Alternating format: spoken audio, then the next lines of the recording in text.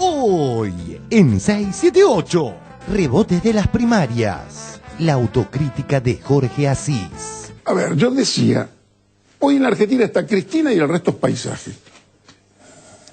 Una Cristina que se caía. La tesis de este libro, y la suscribo todavía, es que el kirchnerismo se terminó. No percibía que en Córdoba iba a ganar Cristina, que en Santa Fe iba a ganar Cristina. Todo lo que yo estaba diciendo son tonterías. Rebotes de las primarias. Asís y la no autocrítica de Clarín. Los derrotados sabemos quiénes son. A los 4 yo agrego Clarín, que esto es muy importante, porque acá hubo una derrota de un grupo que estuvo en guerra. Si estás en guerra y te sacan el 50%, por lo menos ese medio no está bien manejado. La Patria Tuitera. Twitter de Andy Kuznetsov. La comparación del spot de Alcira y Pino con Thriller fue lo más gracioso que vi en el último tiempo. Nosotros nos hemos equivocado en 18.000. A ver, una de las cosas que se equivocaron. Los spots eran una porquería total. Recuperemos lo nuestro para ganar el futuro. Alcira Argumedo, presidente. Hicimos un spot que era un papelón. Realmente a mí me han cargado. Es verdad que es muy feo el spot. Es feo, sí, sí. Se fue Michael Jackson, nada más. Claro, tiene una cosa Thriller.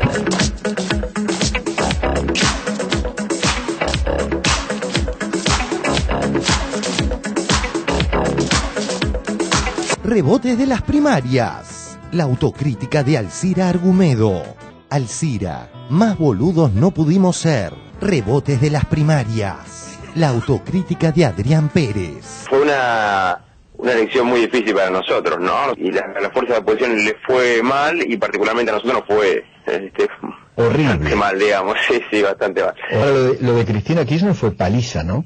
Sí, también creo que hubo una mayoría de la población que convalidó al gobierno. Es muy probable que mucho tenga que ver también con un crecimiento económico que viene sosteniéndose hace varios años, y con una visión de la gente de que efectivamente estamos mejor hoy que cuando se inició el gobierno en el año 2003. Alfano y la banalización de la dictadura. ¿Viste últimamente Intrusos? Sí, hay un efecto de edición que ponen a Macera, que Real dice que yo tuve relaciones con él. Yo ni lo admito ni no lo admito. Soy una mujer adulta y lo he sido desde chiquitita. Cuando cumplí 21 años me metí en la cama con quien quise, hice lo que quise y no me hago cargo de lo que hace la persona. Porque vos, si te acostás con un señor rico, no salís con dinero. Si te acostás con una persona, con un genocida, no salís con los 30.000 desaparecidos ni te busca la Corte de la Haya. Si te acostás con una persona, un genocida, no salís con los 30.000 desaparecidos ni te busca la Corte de la Haya. ¿Usted la pasó mal en esa época? Y yo la pasé mal, yo estuve amenazado de muerte, en la parroquia ponían bombas, ametrallaban la parroquia de noche, y estuve preso también con los militares, sí. Y digamos que Macera era el peor de todo. Sí, Macera, bueno, en el ESMA, ahí fue el campo de concentración más espantoso, ¿no? Dice que pasaron 5.000 muchachos por ahí, claro. ¿No? En el infierno. En el infierno. El último grito de la moda. Comparar cualquier cosa con Hitler. Cuando Napoleón le había ganado a toda Europa, se le ocurrió invadir Rusia. Fue la extralimitación. La sensación de se la creyó, como dice la presidenta. Cuando Hitler había ganado a Europa, también fue a Rusia. No vayamos a Rusia. Cuando Hitler había ganado a Europa, también fue a Rusia. No vayamos a Rusia. Diarioregistrado.com. Susana Biau, periodista de Clarín, recurrió a Hitler para identificar al kirchnerismo. Qué lindo que es estar en la tierra, después de haber vivido el infierno.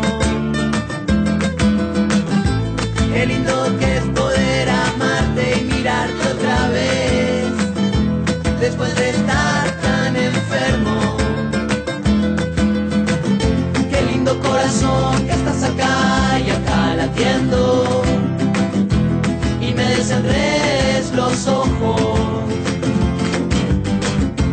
Y si por ahí el miedo me viene a buscar de nuevo, voy a recordar lo que cantamos una vez, mirando el cielo. Cántale a la luna y al sol, cántale a la estrella que te acompañó, cántale a tus amigos con el corazón. Cántale a la luna y al sol, canta que es la tierra que canta en vos, canta cántale a tus amigos con el corazón. La situación en Libia. Y lo que estamos viendo es una presentadora de televisión. Es la presentadora de un noticiero. Es una periodista partidaria del régimen libio que de esta manera estaba amenazando a través de la tele a los opositores. Lo que decía es, con este arma voy a matar o morir. No van a tomar el canal.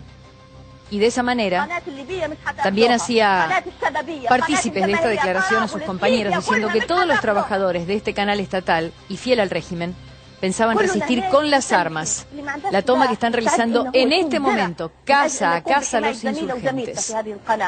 Otro día de buenas noticias. 1. Turismo. El turismo a pleno. El norte del país y Mar del Plata fueron los destinos más elegidos por los argentinos para descansar durante el fin de semana largo. 2. Más de 2 millones de personas visitaron Tecnópolis. El éxito creo que es no solo cuantitativo en términos de cuánta gente fue, que haya superado los 2 millones de personas. La idea es que a partir de ahora tenga también una componente latinoamericana muy importante. 3. Vóley. Para la Argentina, Esteban Martínez no puede lograr el contraataque, a ver el bloqueo si resuelve. Ahora fuera. ¡Ganó la Argentina 3-0! Crece la ilusión de este equipo argentino. Arranca 678. El programa que está a la pesca de hegemónicas mentiras. Pescaba y lo tuve de chiquito, cuando tenía 6, 7, 8 años. Cántale a la luna y al sol, cántale a la estrella que te acompañó, cántale a tus amigos con el corazón. Cántale a la luna y al sol, canta que es la tierra que canta en vos, cántale a tus amigos con el corazón.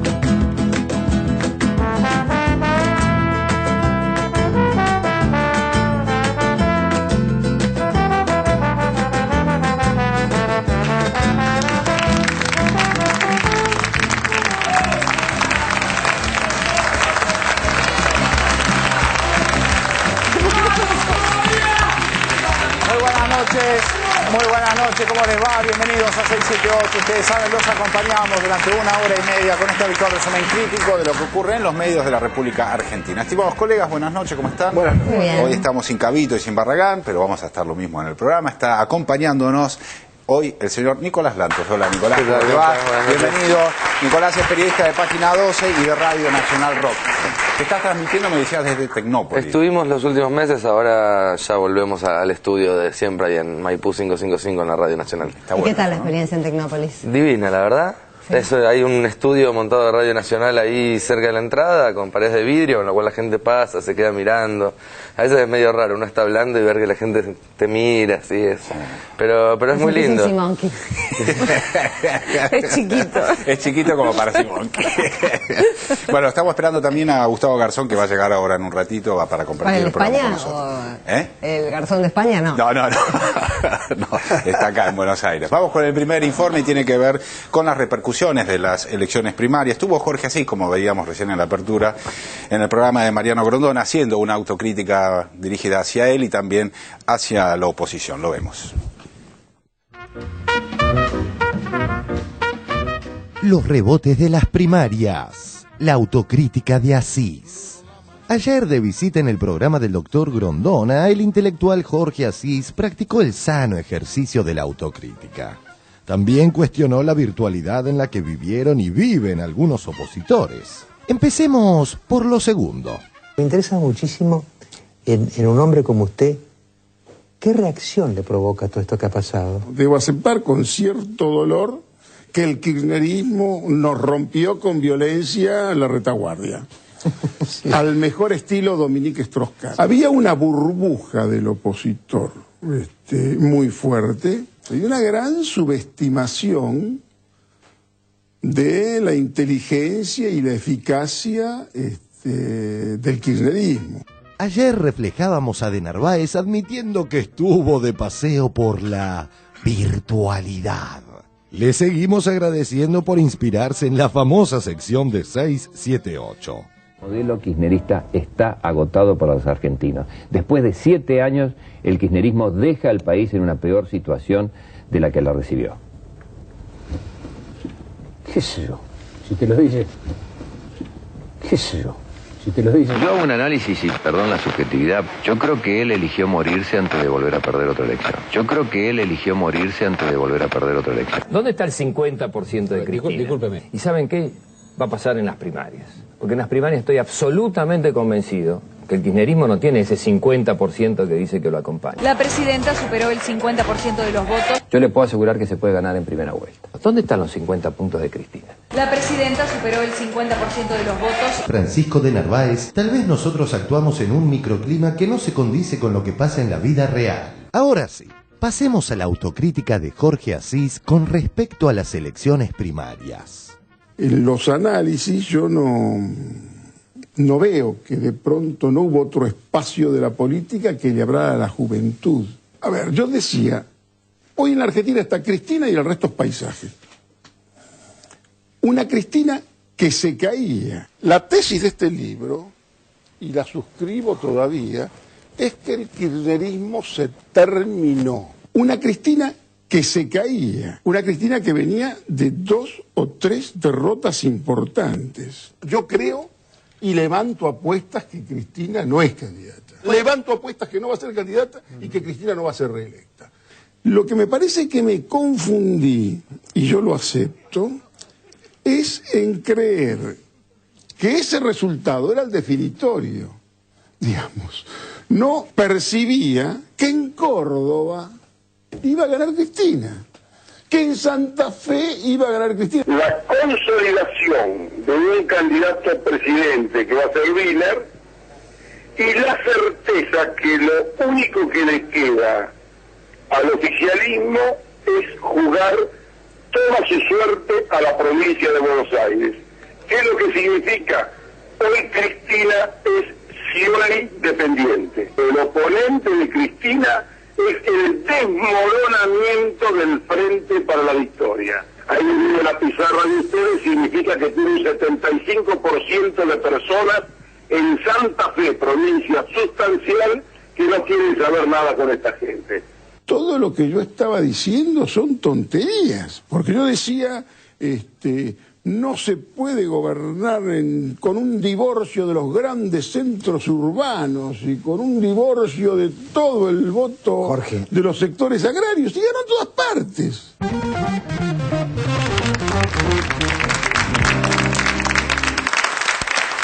Bueno, muy bien. Ahí escuchábamos entonces la autocrítica. Ahí está llegando Gustavo Garzón. Le damos un aplauso a Gustavo que está ingresando al estudio. Adelante, Gustavo. ¿Cómo andás? Bienvenido. Sí, claro, ahí. ¿Tenés micrófono todo puesto ya? ¿Qué tal? Disculpen, no. Estamos festejando el Día del Primo. No sé por qué se ríe, es el Día del Primo. ¿En serio? Es pura política, pero de la vida familiar es el Día del Primo. Acá y en Nicaragua. Bueno, vos te perdiste a Jorge Asís, en realidad. No, ya lo había visto. Ya lo había visto. Sí, ya me deleité con sus... Bueno, quiero escuchar tu opinión sobre esta autocrítica. Por cierto, interesante, digamos, que hace Jorge Asís. Sí, es interesante primero el hecho de que se plantee una autocrítica, algo que en realidad creo que hay muchos que se vieron forzados a hacer una autocrítica ante la diferencia, ante el nivel de la diferencia entre lo que se venía diciendo y lo que demostró ser la realidad. Ellos se jugaban quizás sabiendo que iba a haber una victoria, algo con más matices que les permitiera seguir manteniendo las pelotas en el aire en ese juego de malabares dialéctico que vienen haciendo hace unos años, y se le cayeron todas las pelotas al suelo.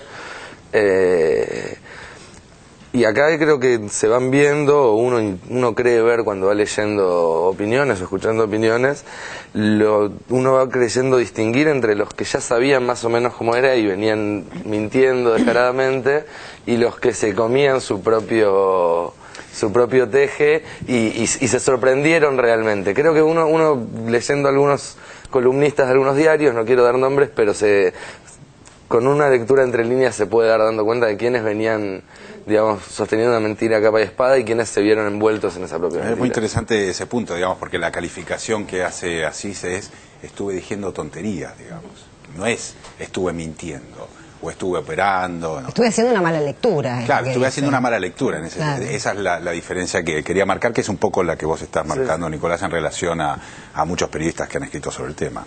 Nora. Creo que yo no termino de darme cuenta, la verdad, si es que estaban diciendo tonterías porque la realidad los refutó, o en realidad estaban operando y fracasaron en el intento. Entonces ahora no les queda otra que supuestamente hacer esta autocrítica, porque es tan contundente el resultado que vos quedás muy descolocado. Tenés que seguir verseando, porque esta gente vive de eso, ¿no? Y si lo que dice se comprueba permanentemente que no se compatibiliza con lo que sucede, pierde credibilidad. Y si te dejan de creer, te dejan de consultar, en definitiva te dejan de pagar. A mí lo que me parece también es que hay algunos que se creyeron lo que decían y que en esta forma de operar sobre las cosas ahora quedaron muy descolocados, porque se dan cuenta que, bueno, lo que pasó era absolutamente distinto a lo que decían que iba a suceder. Es valioso, entre comillas, que por lo menos lo diga, porque el interlocutor de Asís creo que era Mariano Grondona, ¿no? Y la verdad que si uno lee las columnas de opinión de los domingos de Mariano Grondona y las cosas que ha dicho cada domingo en sus programas de radio y televisión, son que Jorge Asís queda chiquitito al lado de las barbaridades que dice Grondona. Entonces, y autocrítica de parte de Grondona, no, está tratando de decirle al kirchnerismo que acote su poder para no ser un poder hegemónico, digamos, sigue con una nueva mentira superadora para poder seguir diciendo lo mismo. Sí, se lleva mal con la realidad, eso no cabe. Claro, hay una confusión entre deseo y realidad que es llamativa en supuestos analistas de la realidad. A ver, Gustavo. Bueno, llegué un poco tarde, pero más o menos respecto a lo que dice Nora y lo que dijo Nicolás también. Es difícil saber cuándo están mintiendo y cuándo creen lo que dicen, ¿no? Yo, incluso que soy actor, no me doy cuenta. Más bien yo tiendo a creer que ellos creen lo que dicen, como... Yo tiendo a creer eso, ¿no? Aparte de las operaciones mediáticas que existen, pero los periodistas que dan la cara yo creo que realmente creen y que son convencidos del discurso por sus patrones. Pero yo creo que cada uno vive el micromundo que vive, ¿no? Cada uno ve lo que quiere ver. En realidad uno conoce solamente una partecita que es la que lo rodea. Yo creo que también a nosotros en la ciudad nos pasó algo parecido con Macri. Nosotros no pensamos que Macri iba a ganar, no pensamos que la ciudad era tan pro Macri, así como ellos tampoco creían que el país era tan pro Cristina. Lo que sí es claro es que tanto Macri como Cristina beneficiados por la gran política económica del gobierno, ¿no? Eso queda claro, que tanto lo que sacó Macri acá como el gran triunfo de Cristina del domingo tiene que ver con una política económica a nivel nacional exitosa, muy exitosa. A ver, estimada Sandra. Había alguien que quería aplaudir y no se animó. No puede aplaudir, suena a chirle si es una... No, sí, es interesante esto de quién dice la verdad y quién miente, quién hace una mala lectura y quién hace una operación, se podría traducir, ¿no? Y es interesante porque yo creo que hay muy pocos que hacen lecturas de verdad. Y esto nos pasa a todos, digamos, es una manera es la forma de circulación de los discursos en una sociedad compleja como la nuestra. En algún momento, hasta desde la ciencia política se las ha llamado sociedades de la información, y hoy son sociedades de la desinformación.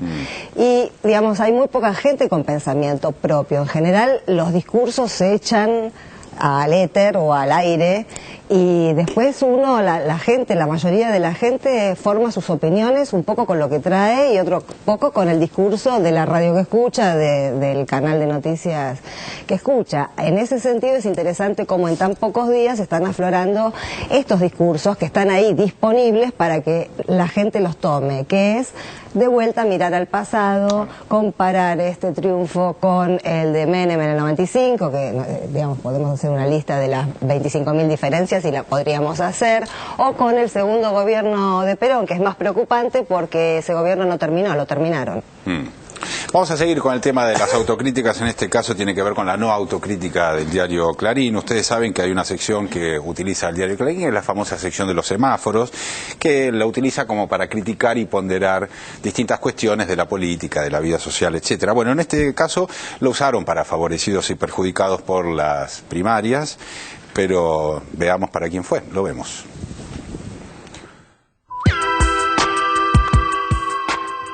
los rebotes de las primarias. Asís y la no autocrítica de Clarín. El kirchnerismo, incluso también en su versión cristinista, es transgresor. Me parece que hubo un hallazgo en materia de comunicación. Yo escribí un texto que se llama Derrotados, Anotados y Favorecidos. Los derrotados sabemos quiénes son. A los 4 yo agrego Clarín, que esto es muy importante, porque acá hubo una derrota de un grupo que estuvo en guerra. Si estás en guerra y te sacan el 50%, por lo menos ese medio no está bien manejado. Para ejemplificar lo dicho por Asís, fíjense el curioso, por ser benévolos, análisis que hizo Clarín al día siguiente de las primarias.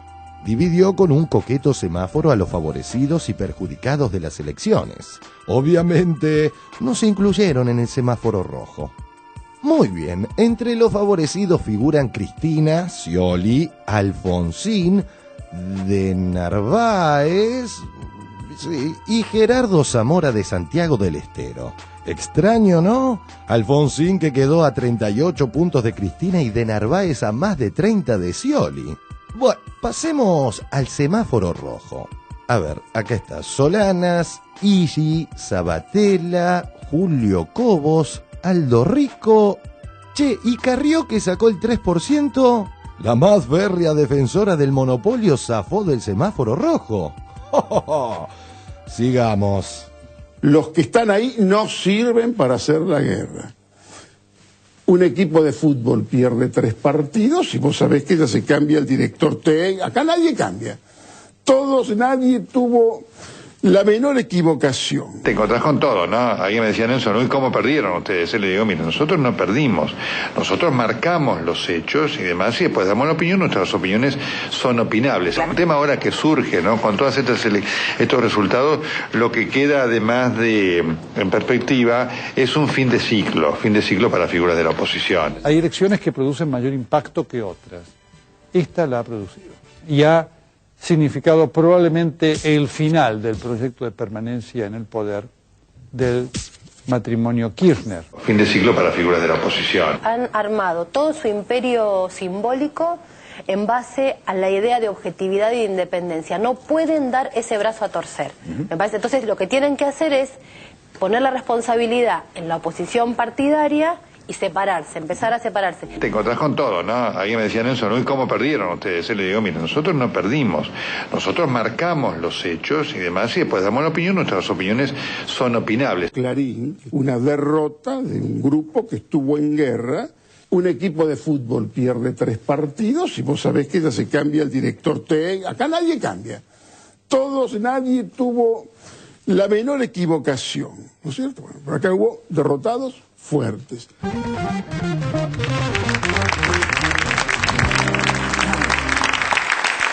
Bueno, a ver, Nicolás, ¿coincidís con la idea de Clarín como un actor político con estas características que está, digamos, enunciando de alguna manera el informe?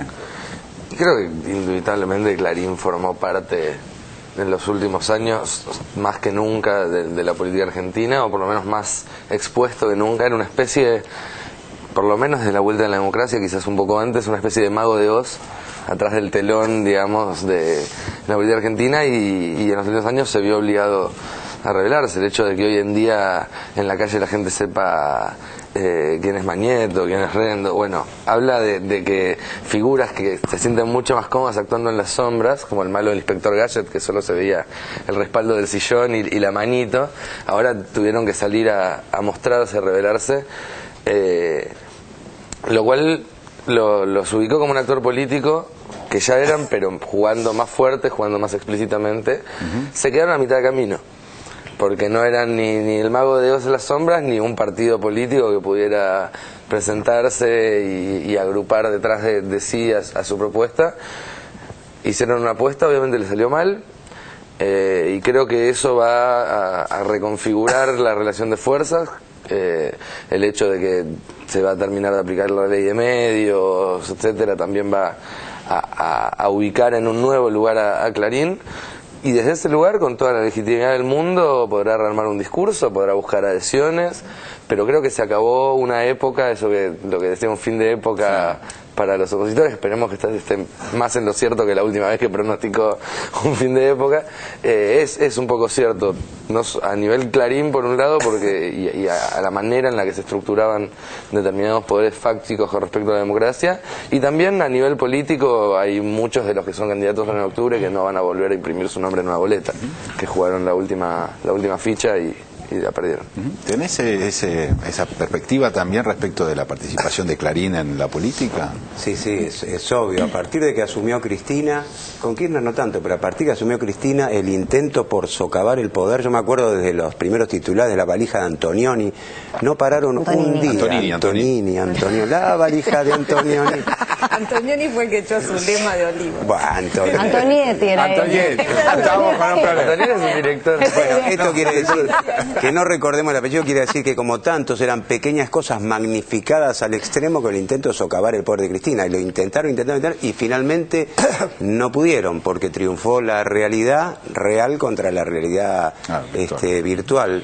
Pero también yo sé que bueno, este programa se trata de criticar los medios, ¿no? Pero la presencia de Asís como un opinólogo, Asís es uno de los tipos que me acuerdo que defendía capa y espada a Menem hasta sus últimos días con argumentos que eran insólitos. Bueno, fue secretario de Cultura también. También, pero qué sé yo, son opinadores que yo no sé si a esta altura están a la altura de las circunstancias y merecen que uno hable de lo que ellos dicen, porque la verdad que han sido más una cosa, yo lo veo más payasesco que un tipo serio al cual uno tenga que realmente atender lo que dice. Parece medio payaso, no sé, con todo respeto. A mí me gustó, yo leí Flores robadas en los jardines de Quilmes, era un escritor respetable, pero como opinador político hace años que me parece que perdió el tren, no sé, o tomó un tren que va para otro lado, que no es el que voy yo, por lo menos, no sé. Orlando. Es interesante el enfoque que damos de Jorge Asís, porque muchas personas pueden no conocerlo, de dónde proviene.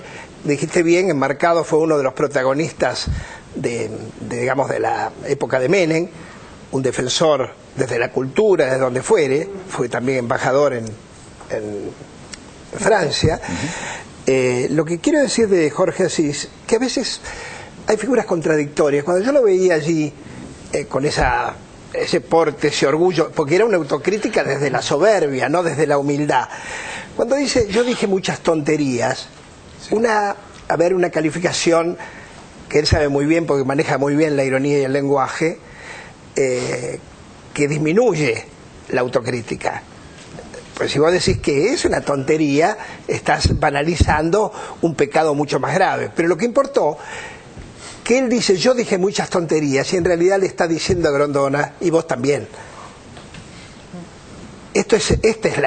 Va a la mesa de Grondona, que dijo más tonterías, usando tu reflexión, y entonces le está diciendo eso. Lo segundo, yo recuerdo, Jorge Asís es uno de los autores que creó acá una picaresca en el relato argentino, hay que reconocerle. Los Reventados, Flores robadas en los jardines de Quilmes, la calle de los caballos muertos.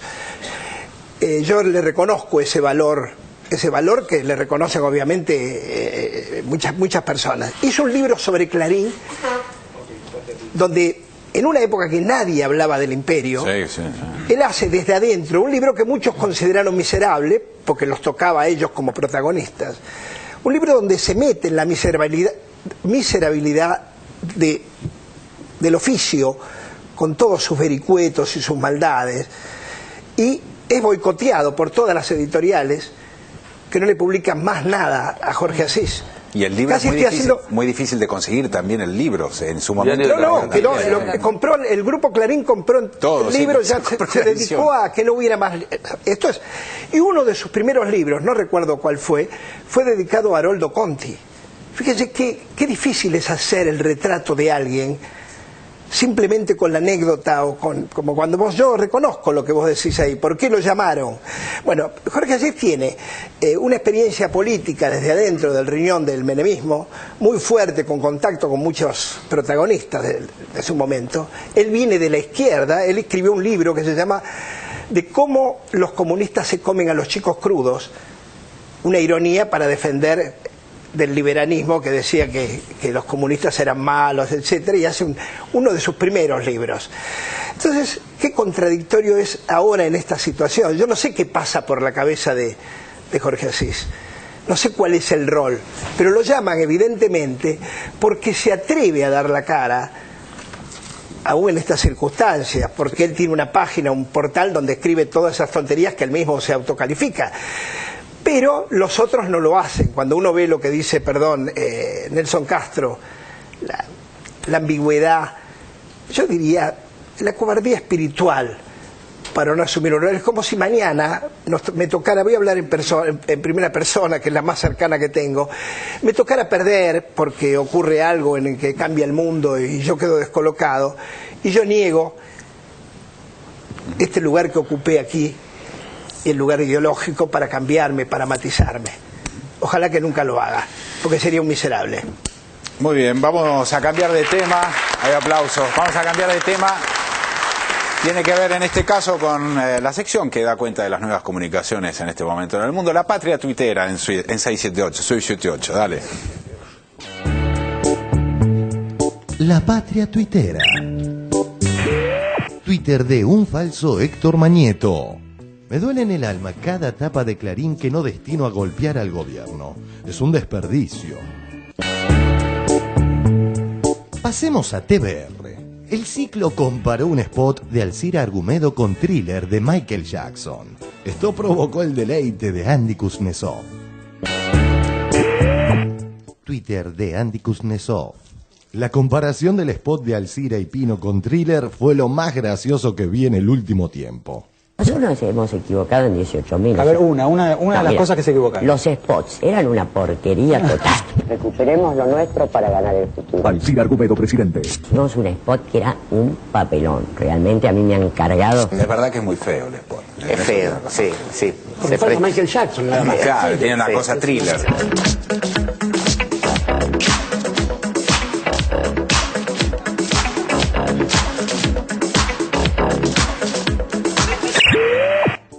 Twitter de Chab079. Diciendo con TVR, para mí el spot de Argumedo es igualito al final de Esperando la carroza.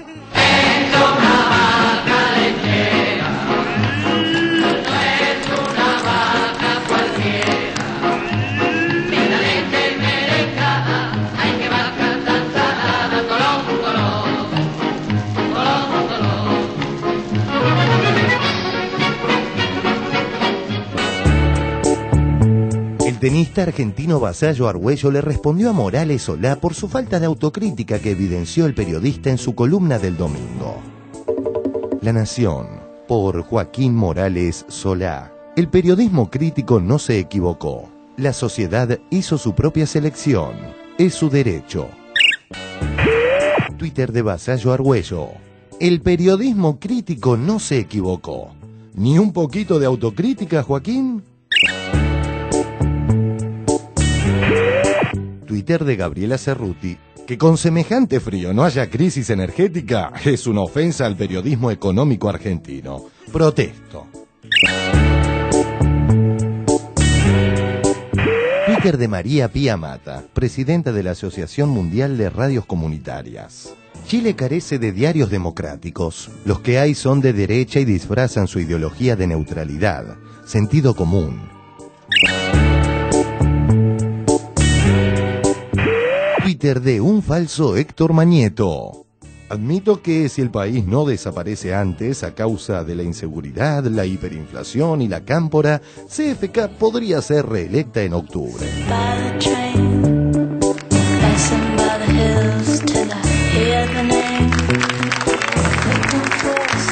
Está muy bien, ¿eh? Está buena la sección, está muy buena la sección. Me encantó la comparación del Chavo Food con el final de Esperando la carroza. Tenían más onda los de Esperando la carroza, tenían como... Sí, saltaban un poco, se movían un poco más ahí. A ver, perdón, dale. No, lo más sorprendente de eso es que Pino Solana es cineasta. No, pero estaba haciendo otra cosa. Estaba No le pudo dedicar su tiempo. Es lo que explicaba Argumedo. En el cine. Había ido a ver una película. Quizás. Si no es el Chavo, me dicen el del Twitter. No. Ah, no es el Chavo, perdón, entonces. Es otro Chavo, el Chavo del 8. Bueno, digo, pasamos a otro informe. ¿Alguien tiene algo más para decir? No. ¿Alguien tiene algo más para decir sobre la patria twittera? Parece que no despertó demasiadas ingenio de nosotros el spot. Es como... Es que el Twitter es de por sí, si no es ingenioso, carece de el hallazgo sentido. fue esa escena de la película La carroza, ya estaba el hallazgo en el informe. Muy bien, vamos con el próximo informe. Tiene que ver con el último grito de la moda, comparar cualquier cosa con Hitler. Más o menos así está planteado. En este caso hay un nuevo capítulo de Grondona y de Susana Biau que se suman a la caterva de comparaciones hitlerianas nuevamente. Lo vemos. Una tendencia que está de moda: comparar cualquier cosa con Hitler. Y sí, ya desde el año pasado veíamos cómo desde distintos sectores ultra archiopositores comparaban cualquier cosa que no le gustaba del gobierno con Hitler. Revista Noticias. Los peligrosos métodos de Kirchner. La irresponsable estrategia de apostar a la crispación. Y el pensador nazi que inspira a los Kirchner. Es la caída, ¿se acuerdan del búnker? Es la caída, ¿se acuerdan del búnker? ¿Qué más locura que el búnker de la película La Caída? ¿Qué más locura que el final de Mussolini? Creer. Bueno, Carrió sigue comparando, este es un gobierno democrático. No, este no es un gobierno democrático, usted se Bueno, equivoca. acaba de ganar. Vamos a pasarle, Marcos, si le parece, un par de minutos. Los chicos son los chicos. No hay caso, los chicos son los chicos. Y qué lindo que sean así los chicos, además. Se me produjo una asociación muy fea, que me cuesta decirlo, ¿no? Pero yo me acuerdo de muchos documentales de la Segunda Guerra Mundial, cuando los niños con un brazalete con la suástica iban a llevarle flores a Hitler. Cuando los niños con un brazalete con la suástica iban a llevarle flores a Hitler. Hay varios miles de jóvenes que se han enrolado en la cámpora, casi fanatizados por una prédica, y es la situación que se daba en situaciones prerevolucionarias. Por ejemplo, la República de Weimar, era Alemania, una república perfecta en los años 20, pero Hitler estaba montando algunos miles de fanáticos, o Mussolini en Italia, ¿no? Pero Hitler estaba montando algunos miles de fanáticos, o Mussolini en Italia, ¿no? La semana pasada Grondona seguía insistiendo con su absurda comparación. El peligro que tenemos ahora por delante, si se confirma esto de que Cristina está ganando y que va a ganar en octubre, es la desmesura de los propios vencedores, que es una cosa de que la historia está llena, ¿no? Es decir, si Hitler lo hubiera medido Rusia, se hubiera quedado con Europa, ¿no? Si Hitler lo hubiera medido Rusia, se hubiera quedado con Europa, ¿no? Y ayer siguió en la misma dirección. En esta ocasión, quien acompañó a Grondona en esa línea argumentativa fue la periodista de Clarín, Susana Biau. Si se cierran los caminos, si se vive el monopolio político, si se va al autoritarismo, que no sea culpa del periodismo independiente ni de la oposición. Cuando uno tiene tanto poder, como tiene hoy el gobierno kirchnerista, la principal responsabilidad para moderarlo es nuestra, decirle, hasta acá llegaste, no te pases, cuidado, ¿no? Pero también tiene la propia responsabilidad ellos. Cuando Napoleón le había ganado a toda Europa, se le ocurrió invadir Rusia. Fue la extralimitación. La sensación de, se la creyó, como dice la presidenta. Cuando Hitler había ganado Europa, también fue a Rusia. No vayamos a Rusia. Cuando Hitler había ganado Europa, también fue a Rusia. No vayamos a Rusia. Diarioregistrado.com. Susana Biau recurrió a Hitler para identificar al kirchnerismo. La periodista de Clarín cuestionó la utilidad de las primarias abiertas, simultáneas y obligatorias, y consideró que son una intromisión en la vida de los partidos políticos. Además, mencionó al dictador austríaco para identificar al kirchnerismo. Clarín, por Susana Biau. La inutilidad de las elecciones primarias. Nadie parece dispuesto a admitir el error de haber apoyado una ley defectuosa y sembrada de ardides con la ilusión de contarse al final entre los muy pocos beneficiarios de sus falencias. Cuando para complacer a Hitler, Inglaterra y Francia rompieron su pacto con Checoslovaquia. Winston Churchill, en esos momentos un francotirador de la política británica, rechazó indignado el argumento de que se había sacrificado la honra para evitar la guerra. Una disyuntiva inútil les recordó por qué perdieron la honra y tendrán la guerra.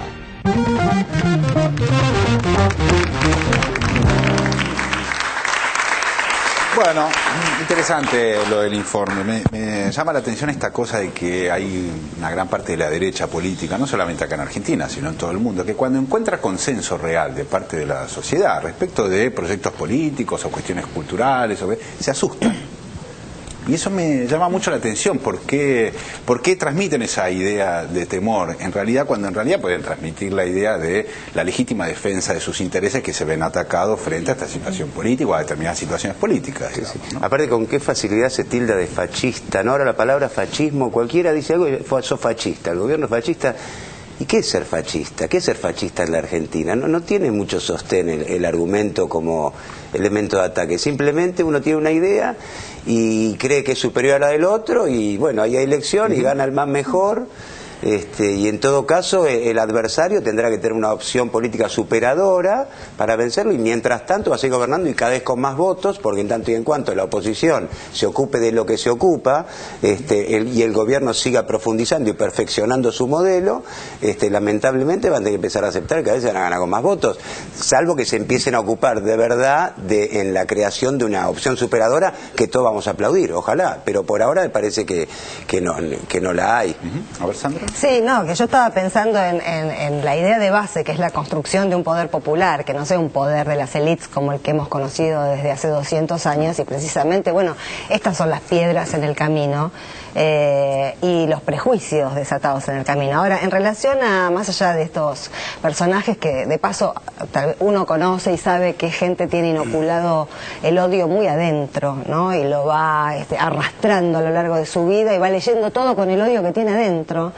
A raíz de eso y a raíz de que Clarín no va a hacer autocrítica y los medios hegemónicos no van a hacer autocrítica por los motivos que estuvimos comentando ayer, porque van a seguir haciendo operaciones y van a seguir haciendo uso de la hegemonía mientras la tengan, hoy apareció un título cada media hora, por lo menos en C5N, también apareció en Perfil, también apareció en La Nación y también apareció en Clarín, exactamente las mismas palabras, que Eve de Bonafini había dicho que no hay opositores sino enemigos.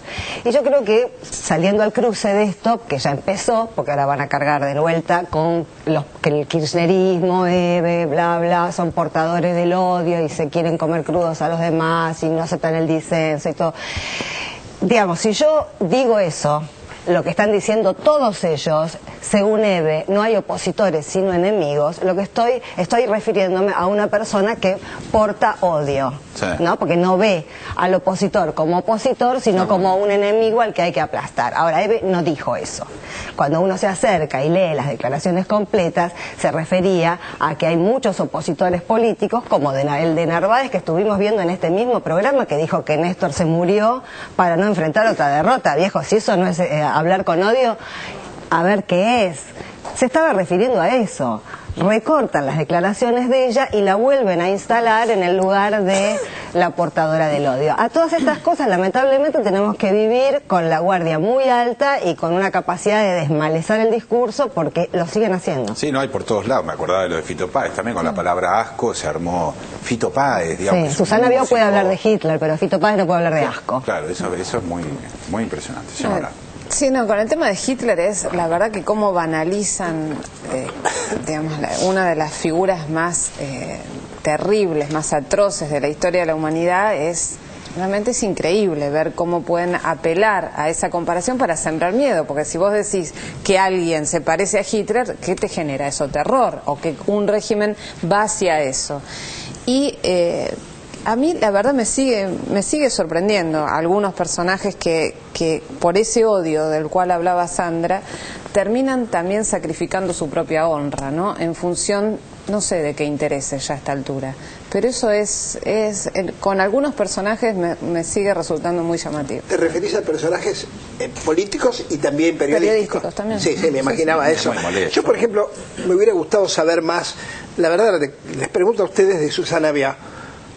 No sé muy bien que no la tengo ubicada. A ver si venía de Página 12, Susana Biao. Exactamente. Yo recuerdo haber leído en Página 12, recuerdo que era una mujer, una periodista, vamos a separar, una periodista fuertemente arraigada a la izquierda, que era antimenemista, si me equivoco estoy haciendo un borrador, por la cual la tengo en ese lugar.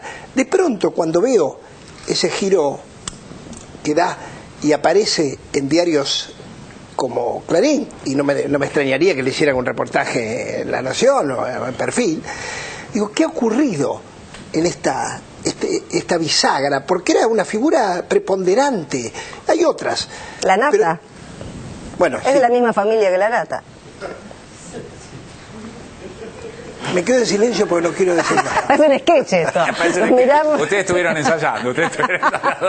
A ver, Nicolás, quiero tu lectura sobre esto. No, un poco sobre lo que comentaba Gustavo, el tema de la oposición y lo que comentaba Nora y lo que hablábamos antes de que se acaba el ciclo quizás para determinadas figuras, para determinadas actitudes, las más intransigentes, las más cabeza, por decirlo de alguna forma. Entonces a mí siempre me gusta citar que durante muchos años se agitó acá el fantasma que Argentina se parece cada vez más a Venezuela, y lo que vemos es una oposición argentina que se parece cada vez más a la oposición venezolana, que esperemos que no llegue a los niveles de intransigencia que tuvo la oposición venezolana, que llegó a no presentarse elecciones legislativas, lo cual, digamos, desequilibra totalmente un sistema político, más allá de que uno, digamos, está a favor de este gobierno y me encantaría que en octubre se llegara al quórum propio en las dos cámaras, etcétera. Nunca querría que fuera por falta de una oposición y de una competencia democrática. Claro.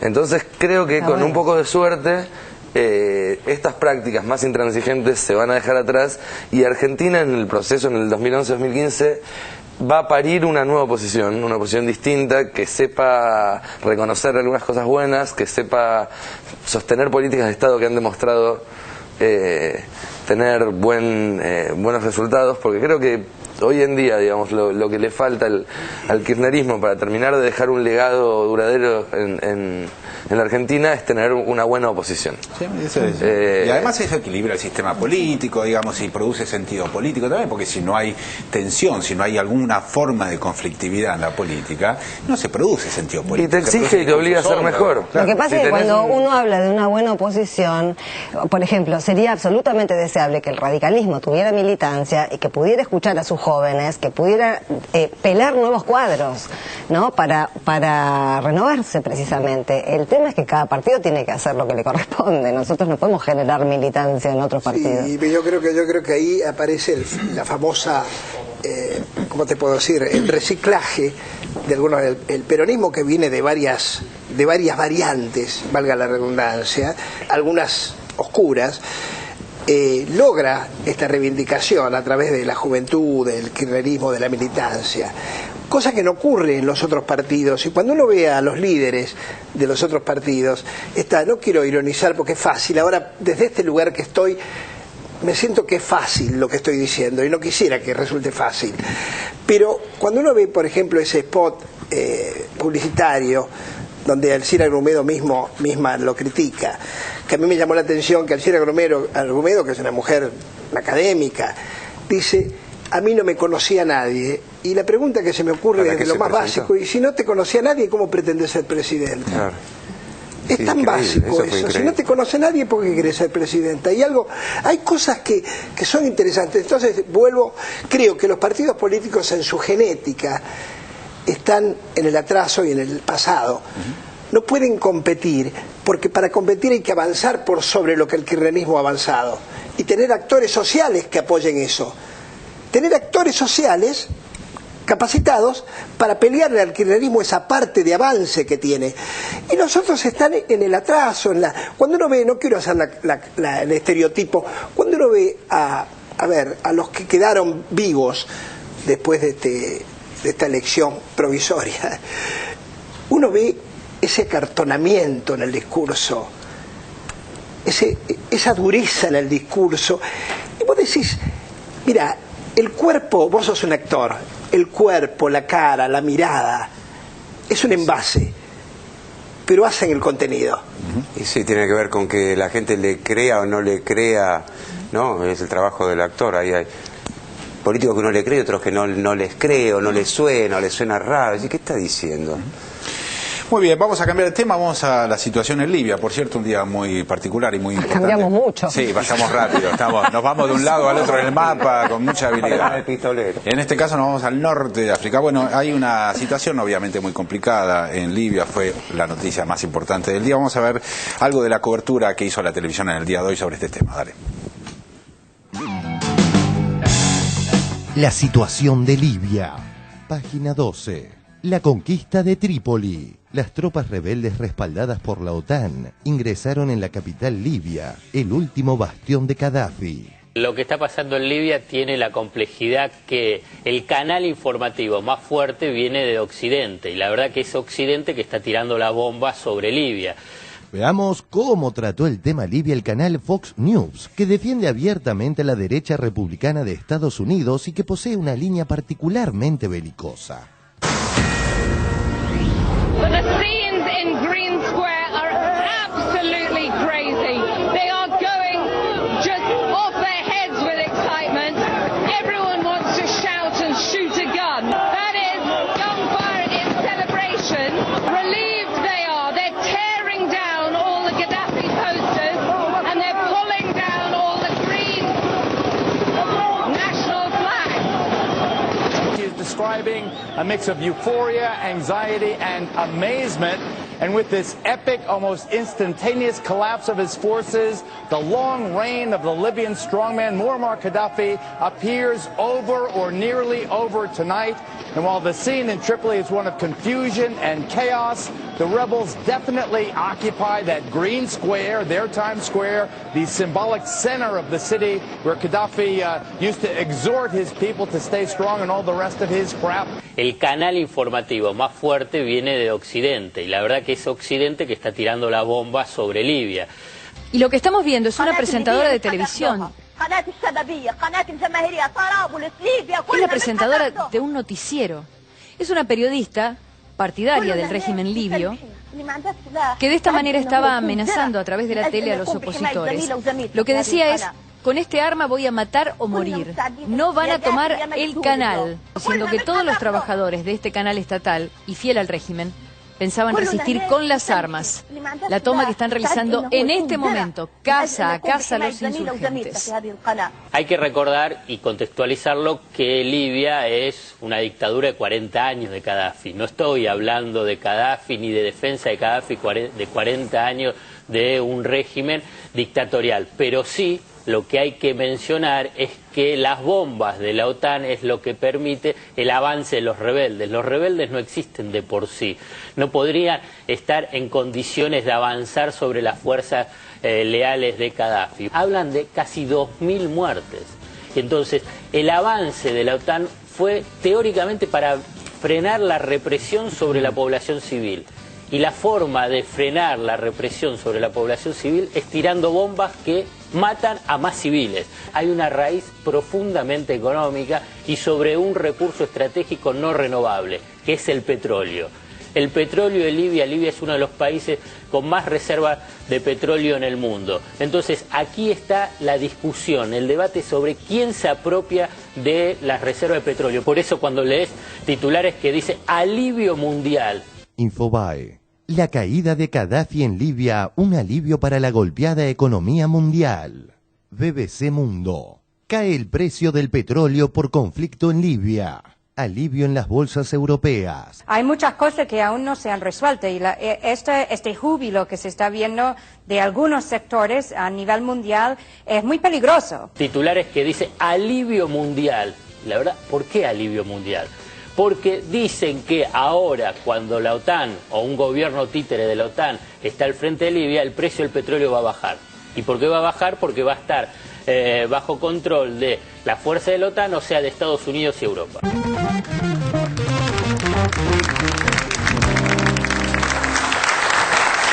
Bueno, muy bien. Yo entiendo, es una idea muy rústica, digamos, alrededor de la política de Estados Unidos, es que en general utiliza muy bien a los dictadores sea Gaddafi, sea Saddam Hussein, o sea, utilizan tanto, les sean funcionales, está todo bien, y hay un momento en el que deciden por distintas razones que esa relación se termina y hacen lo que hacen, o sea, prestan aviones, prestan bombardeos, agitan un frente rebelde, que fue lo que pasó Mubarak. Como Mubarak también, exactamente, o sea, es más o menos entra dentro de la lógica histórica, por lo menos de los últimos 50 años Por eso que fue bueno lo que Zayat hace, tratando de componer un mapa real, geopolítico, no solo el de las agencias noticiosas que abundan desde el occidente, este alivio de occidente. Yo he tratado también de tener cuidado, no de prejuzgar sobre un hecho realmente que escapa a mi conocimiento realmente de esa historia. A ver, Nicolás, ¿qué pensás de lo que se está viendo, por lo menos de lo que se vio de parte de los medios de comunicación? Una noticia que las podríamos calificar como de las calientes, o sea, de las noticias en donde realmente saber estrictamente lo que pasa es difícil, ¿no? Y para ver lo compleja que es la situación, alcanza con un detalle. Las noticias decían, por la crisis en Libia bajó el precio del petróleo. Siempre cuando hay una crisis en un lugar productor de petróleo, sube el precio del petróleo, porque hay incertidumbre sobre qué va a pasar. Y acá estalla la crisis y baja el precio del petróleo. Eso ya da una idea de lo compleja que es la situación, donde de un lado tenés a la OTAN actuando, bombardeando población civil, como se decía, de eso de los rebeldes. Bueno, es muy fácil ser rebelde cuando uno tiene el mayor ejército del mundo respaldándote. Pero eso, por otro lado, no quita que del otro lado hay un tipo que es un dictador que está hace 40 años, que también cometió crímenes de lesa humanidad contra su propia población.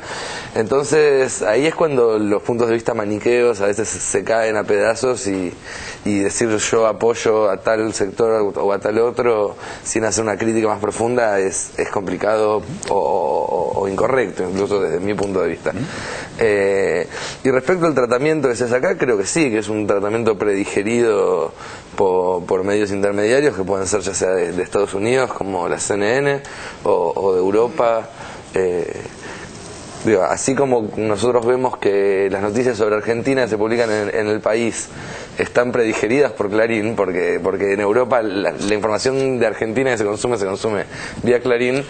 Al revés pasa lo mismo, la información internacional que se consume acá se consume en muchos casos predigerida vía distintos lugares, depende a qué medio uno se refiera. Utilizan, digamos, en algunos lugares leen más The Guardian y en otros lados más la CNN, pero hay una cuestión de que nos llega a través de un filtro, como esas obras literarias de idiomas extraños que se traducen de una traducción y no del original. Bueno, hay un poco de eso, y creo que es interesante ante cada caso fijarse cuál es el filtro a través del cual llegan, porque ayudan a entender mejor la noticia de la que estás hablando. Gustavo, ¿tenés alguna opinión sobre esto que vimos? No, por ahí una reflexión acerca del tema de los medios, cómo todo lo que nos pasó acá nos viene pasando hace unos años con el tema de cómo los medios reproducen la realidad, lo que ellos quieren reproducir, cómo nos enseña a mirar la realidad del mundo, también tamizarla, ¿no? Porque uno tiene que saber cuál es el interés que defiende el medio que lo está contando y de ahí deducir cuál puede ser la realidad. O sea que en definitiva no podemos llegar a saber de qué se trata el asunto, hay que mirar las dos cadenas, la de ellos, la otra, y recién poder. Eso es un gran aprendizaje que nos dejó a nosotros todo lo que estamos viviendo también, ¿no? Y también darnos cuenta, que creo que forma parte del mismo aprendizaje, de qué cosas dejamos de hablar cuando empezamos a hablar de otra cosa. Ahora Obama está hablando de Libia y no de su escaso poder y de su escasa capacidad de maniobra en la política interna de Estados Unidos. Esto es claro. Hay una cosa, les quiero decir algo. Hoy me metí a averiguar en algunas organizaciones internacionales acerca de qué es Libia. Por ejemplo, cuánto ocupa el territorio, algo básico. No voy a decir nada que... Bueno, un territorio que ocupa más o menos la mitad de lo que tiene del territorio argentino. La mayoría desierto. Pero me llamó la atención estos datos, que los traté de confirmarlo en 2 o 3 fuentes internacionales, Organización de Estados, la ONU, etcétera. Libia tiene el producto bruto per cápita más importante de todo África y de algunos países asiáticos. Libia tiene el grado de mortalidad inferior de todos esos países africanos y parecida la índice de mortalidad a algunos países europeos. Fíjate vos qué interesante. Desarrollo humano. La comparación que hacen es que el alto desarrollo humano de Libia, estoy hablando de la Libia de hace 1 año, 2 años, 3, no exactamente la de hoy, el desarrollo humano es tan alto como en algunos países sudamericanos de alto desarrollo humano, no europeo, no digo Escandinavia, digo México, por ejemplo México, que era la comparación que hacían. Entonces a mí me sorprendía porque eso nosotros no lo sabemos. Nosotros sabemos de un dictador, esta posición binaria, maniquea si querés. Y les voy a recordar algo que también es útil. Oriana Fallaci, en el año 79, 10 años después que asumiera Gaddafi, le hace un reportaje en el Corriere della Sera que dio la vuelta al mundo en aquel momento. Una periodista de las más destacadas, de origen liberal naturalmente, que murió hace pocos años. Y Oriana Fallaci le dice a él que no tenía oposición, que era un dictador y que le hacía recordar a Mussolini. Y él le dice, esa es la visión que tienen ustedes. Le responde, sí. Un reportaje de igual a igual impresionante. El reportaje sale publicado con algunas respuestas que lo dejan preso a Gaddafi. Y después hay desmentidas de fuentes oficiales de Libia sobre el texto. Me acordé mientras hablaba. ¿A quién le hago caso? ¿Al texto que publicó el Corriere della Sera o a las desmentidas después de Gaddafi? Resuelva su dilema, varones. Vamos al corte, ya volvemos. Credicop. Arma tu crédito. Arma tu sueño. Banco Credicop Cooperativo. La banca solidaria.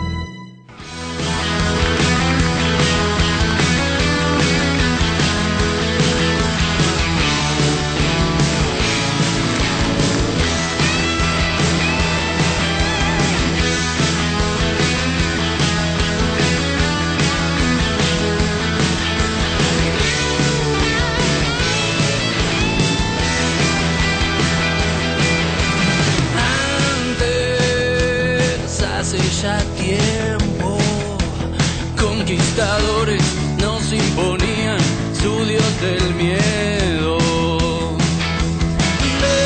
Después vos me abrazabas